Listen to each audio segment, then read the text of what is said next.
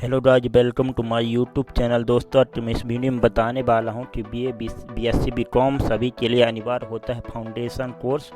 First year का मैं paper बताने वाला हूं, हिंदी का पेपर। तो इस पेपर को करने के लिए हमको 1 घंटे का टाइम दिया जाता है। इस 1 घंटे के अंदर ही हमको पेपर को सॉल्व करना होता है। तो इसमें कुछ महत्वपूर्ण निर्देश दिए गए हैं, तो आप इनको पढ़ लीजिएगा। उसके बाद चलिए शुरू करते हैं। तो इसमें पहला प्रश्न है, प्रथम राष्ट्र कवि होने का गौरव किसे प्राप्त हुआ? तो आप इनमें से देख लीजिएगा कौन सा है। दूसरा प्रश्न है, मातृभूमि कविता किस युग की कविता मानी जाती है? तीसरा क्वेश्चन है, संकेत खंड काव्य किसकी रचना है? गुप्त जी ने किसे जननी कहा है? ऐसे ही पांचवा क्वेश्चन है, मातृभूमि का मुकुट किसे कहा गया है? छठवां क्वेश्चन है, प्रेमचंद का पूरा नाम क्या था? तो इस आपको सभी को पता होगा कि प्रेमचंद का पूरा नाम धनपत राय था।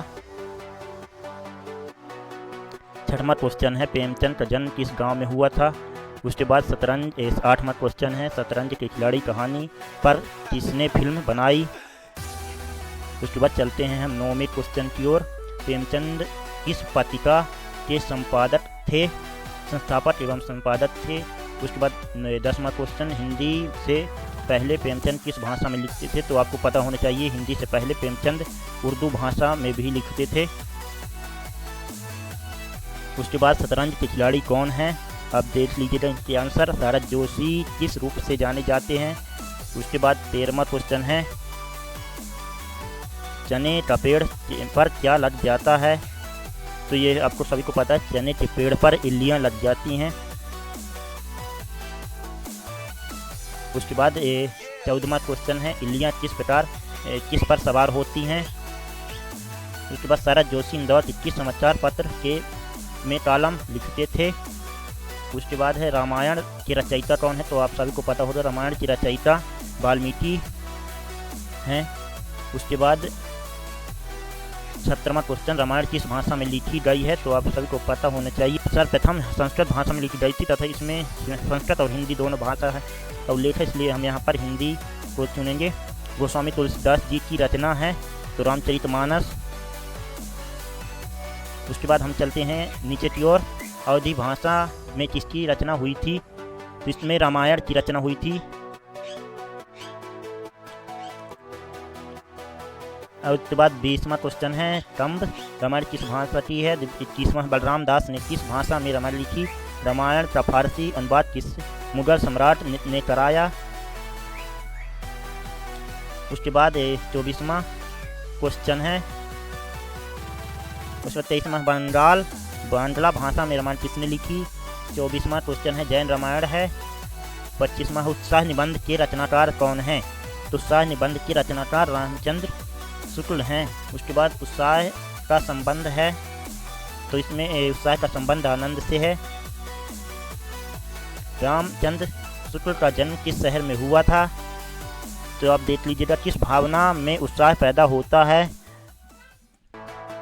तो इसमें कर्म भावना में होता है। उसके बाद चिंतामणि किस निबंध का संग्रह है? रामचंद्र शुक्ल ने किन 3 कवियों पर अपनी आलोचनाएं लिखी हैं? उसके बाद 31वां क्वेश्चन, संस्कृति के 4 अध्याय किसकी रचना है? दिनकर। उसके बाद 32वां है, दिनकर की किस रचना पर ज्ञानपीठ पुरस्कार प्राप्त हुआ? उसके बाद 33वां है, इनमें से कौन सी कृति दिनकर जी ने की नहीं है? उसके बाद है, दिनकर जी को पद्म विभूषण से कब सम्मानित किया गया? आदि शंकराचार्य ने कितने मठों की स्थापना की थी? तो आदि शंकराचार्य ने 4 मठों की स्थापना की थी। उसके बाद आता है, शंकराचार्य के पिता का नाम क्या है? तो इसको आप देख लीजिएगा। उसके बाद हम चलते हैं अगले क्वेश्चन की ओर, पूर्व मीमांसा के प्रवर्तक कौन है? श्रृंगेरी मठ कहाँ पर है? आप देख लीजिएगा। उसके बाद है, तड़ापी गांव में किसका जन्म हुआ था? सरोज किस शब्द का पर्यायवाची है? तो सरोज कमल का पर्यायवाची शब्द है ये सरोज। उसके बाद 41वां क्वेश्चन है, शरद किस शब्द का पर्यायवाची है? तो शारदा सरस्वती का पर्यायवाची शब्द है। उसके बाद हम देखते हैं 22वां क्वेश्चन, कर्कशा का विलोम क्या होता है? तो सुशीला होते हैं। इसमें हम जीने की इच्छा के लिए शब्द क्या कहलाता है। उसके बाद है 24वां क्वेश्चन, चंद्रोदय में कौन सी संधि है। उसके बाद पेतिथि का विलोम शब्द है। उसके बाद 46वां है, उद्धनहार उद्धार में कौन सी संधि है। उसके बाद 47वां क्वेश्चन है, पराधीन का विलोम क्या होता है। पराधीन का विलोम स्वाधीन होता है। उसके बाद विराट का विलोम क्या होता है, तो विराट का विलोम अनुराग होता है। उसके बाद आर्थिक उदारीकरण की प्रक्रिया में शामिल नहीं है। उसके बाद है भारत में आर्थिक उदारीकरण का सकारात्मक प्रभाव नहीं पड़ा, किस पर, तो इसमें किसी पर नहीं पड़ा।